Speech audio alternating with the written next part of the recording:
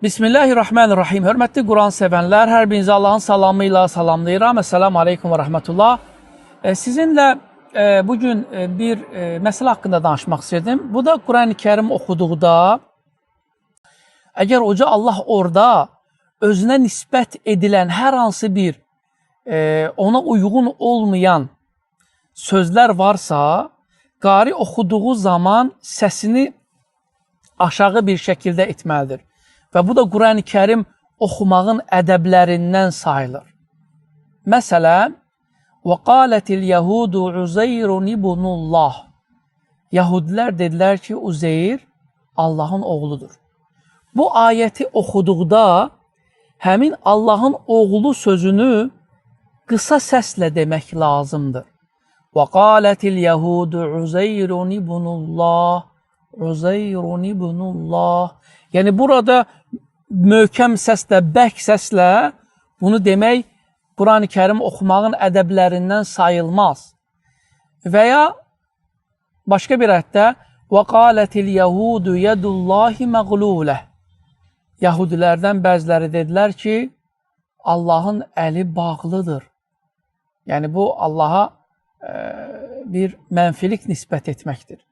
Və bu sözü də dedikdə İmam Nəvavi buyurur ki, həmin bu ayətdə Quran-ı Kerimin ədəblərindən də biri, oxumağın ədəblərindən də biri məğluləh, yədullahi məğluləh sözünü alçaq səslə, səsi qaldırmadan demək lazımdır.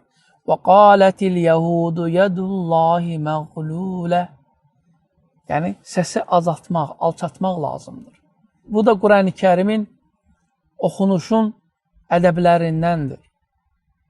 Həmçinin cəhənnəm ayələri gəldikdə, xüsusən indi bəzi yerlərdə, məsələn, bəzi ərəb toplumlarında, Misirdə və s.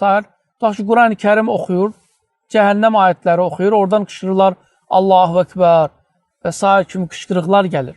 Və bu ədəbdən deyil, Quran-ı Kerim ədəbindən deyil.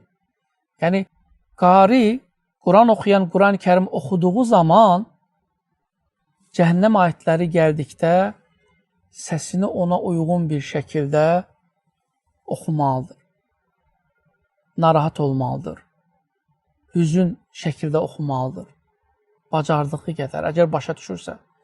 Cənnət ayətləri gəldikdə isə, müjdə ayətləri gəldikdə isə sevinməlidir. Rahat bir şəkildə oxumalıdır.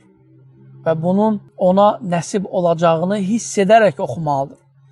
Yəni, bu diqqət olunması bir məsələlərdəndir. Ona görə diqqət edək, xüsusən Yədullahi məğluləh ayəsini oxuduqda orada ədəbdəndir ki, səs uca bir şəkildə oxunmasın.